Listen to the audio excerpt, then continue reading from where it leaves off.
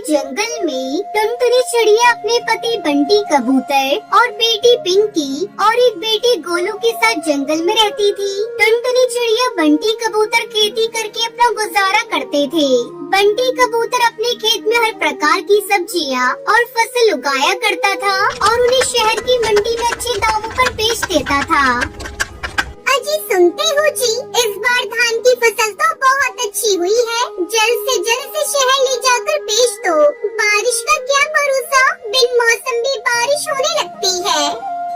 तुम ठीक कहती हो, जल्द ही मैं अपनी फसल को ले जाकर शहर की मंडी में बेच दूंगा। तुम चिंता मत करो, बस बच्चों पर ध्यान। पति धान की फसल काट कर खेत में ही छोड़ देता है और खाली खेत में सब्जियों की बुआई करने लगता है। इसी तरह कुछ दिन गुजर जाते हैं। एक दिन गांव का कालू किसान उनके पास आता है।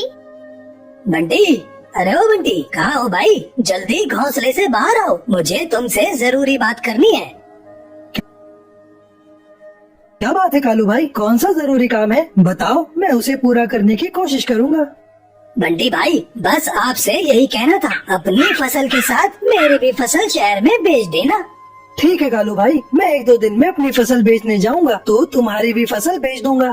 कालू को वो वहाँ से जाने लगता है। तभी टुनटुनी वहाँ आ जाती है और कालू से कहती है, अरे कालू भैया बैठिए, मैं अभी आपको ठंडा ठंडा तरबूज का शरबत पिलाती हूँ। गर्मी बहुत है। नहीं बहन, फिर कभी आकर शरबत पीऊंगा। ऐसा कहकर कालू किसान वहाँ से चला जाता है। रात को जब सभी सो रहे थे, तभी अचानक बिजली कड़कने लगती है और बारिश शुरू हो जाती है। अब क्या होगा जी? हमारी सारी फसल खेत में पड़ी है, सब भीग जाएगी। अरे पगली, तू चिंता मत कर, अभी बारिश रुक जाएगी। देख, बादल जा रहे हैं।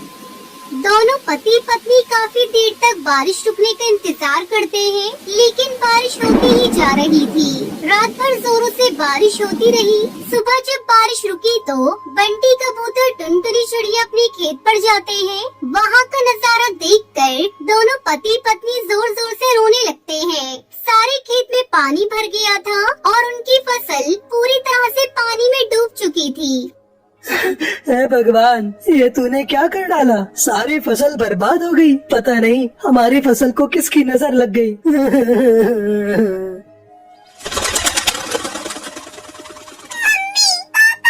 जल्दी घर चलो, हमारा घर टूट गया और गोलू उसके अंदर दब गया है। मैं किसी तरह अपने आप को बचा पाई हूँ।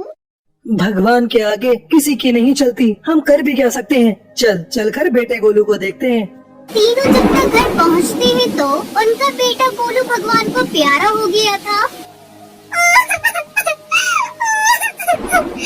हे भगवान, ये सारी आपदा तुझे हमें ही देनी थी। एक तो हमारी सारी फसल तूने खराब कर दी और ऊपर से मेरा बच्चा मुझसे छीन लिया। ऐसा क्यों किया भगवान? मेरा बेटा गोलू।